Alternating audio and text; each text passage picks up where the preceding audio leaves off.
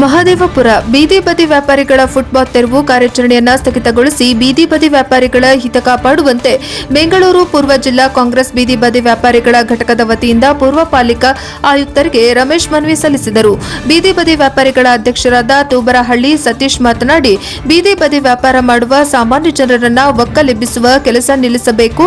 ಇದಕ್ಕೆ ಸಂಬಂಧಿಸಿದಂತೆ supreme court ನೀಡಿರುವ ಆದೇಶವನ್ನು ಪಾಲಿಸುವಂತೆ ಒತ್ತಾಯಿಸಿದರು. ಕಾಂಗ್ರೆಸ್ ಸರ್ಕಾರ ಬಡವರ ಪರವಾಗಿದ್ದು ಬೀದಿ ಬದಿ ವ್ಯಾಪಾರಿಗಳ ರಕ್ಷಣೆ ಮಾಡುವ ಭರವಸೆ ವ್ಯಕ್ತಪಡಿಸಿದರು. ಈ ಸಂದರ್ಭದಲ್ಲಿ ಅಪರ ಆಯುಕ್ತರಾದ ಲೋಖಂಡೆ ಸ್ನೇಹಲ್, ಜಂಟಿ ಆಯುಕ್ತರಾದ ಸುಧಾ, ಮಹಿಳಾ ಜಿಲ್ಲಾಧ್ಯಕ್ಷರಾದ ನಾಗಕೃಷ್ಣಪ್ಪ, ಉಪಾಧ್ಯಕ್ಷರಾದ ಸಮೀವುಲ್ಲಾ, ಬ್ಲಾಕ್ ಅಧ್ಯಕ್ಷರಾದ ಕೆಂಪೇಗೌಡ, ಬೇಗಂ ಆಕಾಶ್ ರವರು ಉಪಸ್ಥಿತರಿದ್ದರು. ಎಲ್ರಿಗೂ ನಮಸ್ಕಾರ. ಸತೀಶ್ ಅಂತ ಜಿಲ್ಲಾಧ್ಯಕ್ಷರು, ಬೀದಿ ಬದಿ ವ್ಯಾಪಾರಿಗಳ ವಿಭಾಗ, ಕೆಪಿಸಿಸಿ, ಬೆಂಗಳೂರು ಪೂರ್ವ ಜಿಲ್ಲೆ.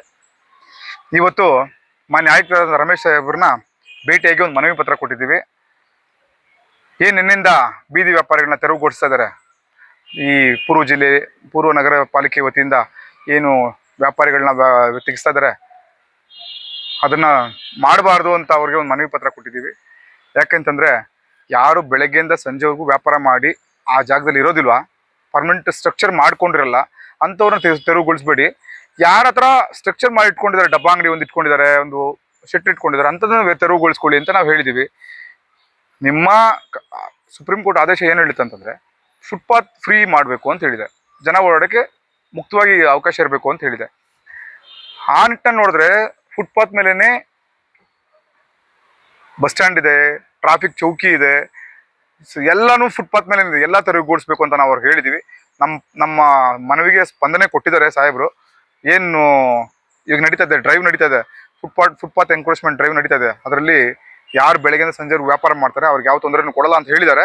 ಮುಖ್ಯ ರಸ್ತೆ ಬಿಟ್ಟು ಎಲ್ಲೂ ತೊಂದರೆ ಮಾಡಲ್ಲ ಅಂತ ಹೇಳಿದ್ದಾರೆ. ನಾವು ಅದಕ್ಕೂ ಒಂದು ಪಾಯಿಂಟ್ ಹೇಳಿದ್ದೀವಿ, ಜನ ಎಲ್ಲಿ ಸೇರ್ತಾರೋ ಅಲ್ಲಿ ನಾವು ವ್ಯಾಪಾರ ಮಾಡಬೇಕಾಗತ್ತೆ. ದಯವಿಟ್ಟು ನಮ್ಗೆ ಅದಕ್ಕೆ ನೀವು ಅವಕಾಶ ಕೊಡಬೇಕು ಅಂತಾನೆ ಹೇಳಿದ್ದೀವಿ.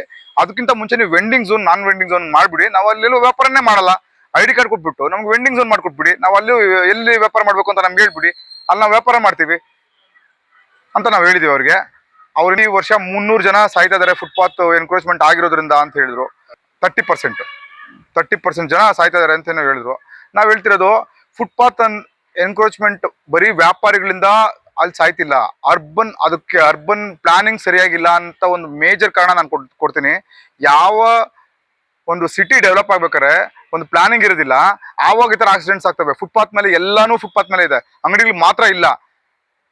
ಯಾರೋ ಕಾರ್ ಪಾರ್ಕ್ ಮಾಡ್ಕೊಳ್ಳೋಕ್ಕೂ ಫುಟ್ಪಾತ್ ಯೂಸ್ ಮಾಡ್ತಾರೆ, ಅವನ್ನ ಒಂದು ಥಿಂಗ್ಸ್ ಇಟ್ಕೊಳ್ಳೋಕೆ ಕೂಡ ಫುಟ್ಪಾತೇ ಯೂಸ್ ಮಾಡ್ತಾರೋದ್ರಿಂದ ಈಗ ಟ್ರಾಫಿಕ್ಗೆ ಯಾವ ರೀತಿಯಾಗಿ ಒಂದು ಪಾರ್ಕಿಂಗ್ ವ್ಯವಸ್ಥೆ ಕೊಟ್ಟಿದ್ರ, ಆ ಥರ ಸ್ಟ್ರೀಟ್ ವೆಂಡರ್ಸ್ಗೂ ಒಂದು ವ್ಯವಸ್ಥೆ ಕೊಡಿ, ಕಲ್ಪನೆ ಒಂದು ಮಾಡಿಕೊಡಿ.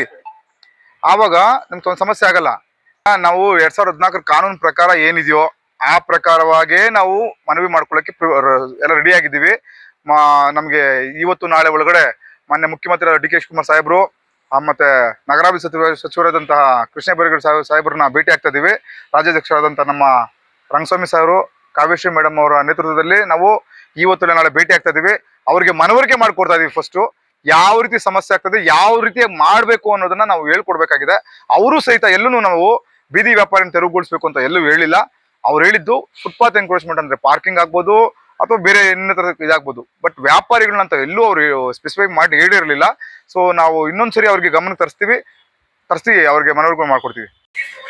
ನಮಸ್ತೆ, ನನ್ನ ಹೆಸರು Nagakrishnamurthy, Bangalore east district president, street vendor from KPCC ಸೆಲ್ಲಿಂದ ಮಾತಾಡ್ತಾ ಇದ್ದೀನಿ. ನಾವು ಈಗಾಗಲೇ ಮಾನ್ಯ ಅಧಿಕಾರಿಗಳ ಹತ್ರ ನಾವು ಮನವಿ ಪತ್ರಗಳನ್ನ ಸತತವಾಗಿ 2003ರಿಂದ ಪ್ರೆಸೆಂಟ್ ಇವತ್ತಿನವರೆಗೂ ನಾವು ಅವ್ರಿಗೆ ಅರ್ಜಿಗಳನ್ನ ಕೊಡ್ತಾನೆ ಬಂದಿದ್ದೀವಿ. ಸ್ಟ್ರೀಟ್ ವೆಂಡರಲ್ಲಿ ಫುಟ್ಪಾತ್ ಮೇಲೆ ತೆರವುಗೊಳಿಸ್ಕೋಬಾರ್ದು ಅನ್ನೋ ಒಂದೇ ಒಂದು ಉದ್ದೇಶದಿಂದ ಪದೇ ನಾವು ಹೇಳ್ತಾ ಇದ್ದೀವಿ. ಇದನ್ನ ಹೇಳ್ತಾ ಇದ್ರು ಕೂಡ ಅಕ್ರಮವಾಗಿ ಬಂದು ಅಲ್ಲಿ ಬೀದಿ ಬದಿ ವ್ಯಾಪಾರಿಗಳ ಮೇಲೆ ದೌರ್ಜನ್ಯ ನಡೀತಾನೇ ಇದೆ. ಆದರೆ ನಾನು ಹೇಳೋದೇನು ಗೊತ್ತಾ, ಬೆಳಿಗ್ಗೆಯಿಂದ ಸಾಯಂಕಾಲವರೆಗೂ ಕೆಲಸ ಮಾಡಿ ಡೈವರ್ಟ್ ಆಯ್ತು, ಸಾಯಂಕಾಲವರೆಗೂ ತಳ್ಳೋ ಗಾಡಿಯಲ್ಲಿ ವ್ಯಾಪಾರ ಮಾಡುವಂತವ್ರ ಮೇಲೆ ಯಾಕೆ ನೀವು ಈ ದೌರ್ಜನ್ಯಗಳು ಮಾಡ್ತಾ ಇದ್ದೀರಾ? ಹೊರ ರಾಜ್ಯದಿಂದ ಬಂದಿರೋರೆಲ್ಲ ಅಕ್ರಮವಾಗಿ ಕಟ್ಟಡಗಳನ್ನ ಮಾಡ್ಕೊಂಡಿದ್ದಾರೆ. ಅಲ್ಲಿನ ಲೋಕಲ್ ಲೀಡರ್ಗಳಿಗೆ ಅಡ್ಜಸ್ಟ್ ಮಾಡ್ಕೊಂಡು ಅವ್ರು ಏನ್ ಬೇಕಾರೋ ಅವ್ರ ದೌರ್ಜನ್ಯವಾಗ ಅವರಲ್ಲಿ ಅಕ್ರಮ ಮಾಡ್ಕೊಂಡಿದ್ದಾರೆ. ಅಂಥವ್ರನ್ನ ಯಾಕೆ ನೀವು ತೆರವುಗೊಳಿಸ್ತಾ ಇಲ್ಲ? ಇದು ಬರೀ ಬೀದಿ ಬದಿ ವ್ಯಾಪಾರಿಗಳದೇ ನಿಮಗೆ ಸಮಸ್ಯೆನಾ?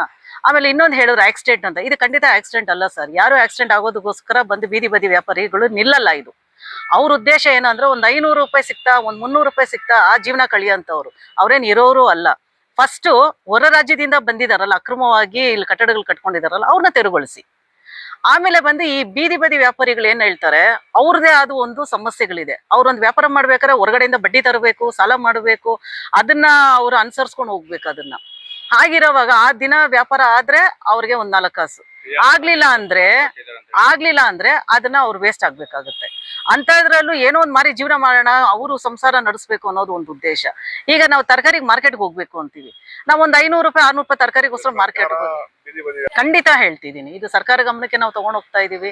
ತಾವು ಅದನ್ನ ಸರ್ವೆ ಮಾಡಿ ನಾವೇನ್ ಫುಟ್ಪಾತ್ ಮೇಲೆ ಪಾದಚಾರಿಗಳಿಗೆ ನಾವೇನು ತೊಂದರೆ ಕೊಡ್ತಾ ಇಲ್ಲ.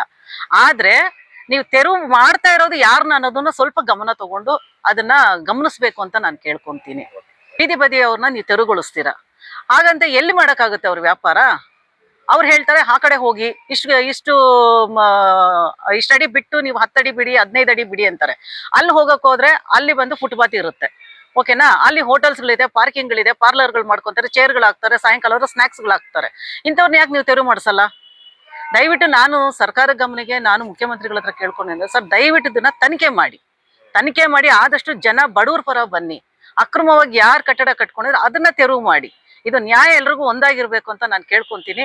ಆದ್ರೂ ದಯವಿಟ್ಟು ನಾವು ಜನಗಳಿಗೂ ಒಂದು ವಿಷಯ ಮುಟ್ಟಿಸ್ತೀನಿ, ಯಾರು ಟೆನ್ಷನ್ ತಗೋಬೇಡಿ, ಗಾಬರಿ ಆಗ್ಬೇಡಿ.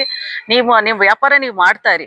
ಅಧಿಕೃತವಾಗಿ ನಿಮ್ಗೆ ಏನಾದ್ರೂ ತೆರವು ಮಾಡಕ್ ಬಂದಾಗ ಖಂಡಿತ ನಮ್ಮ ಗಮನಕ್ಕೆ ತಗೊಂಡ್ ಬನ್ನಿ, ನಾವು ನಿಮ್ಮಂತೆ ನಿಂತ್ಕೊಂತೀವಿ.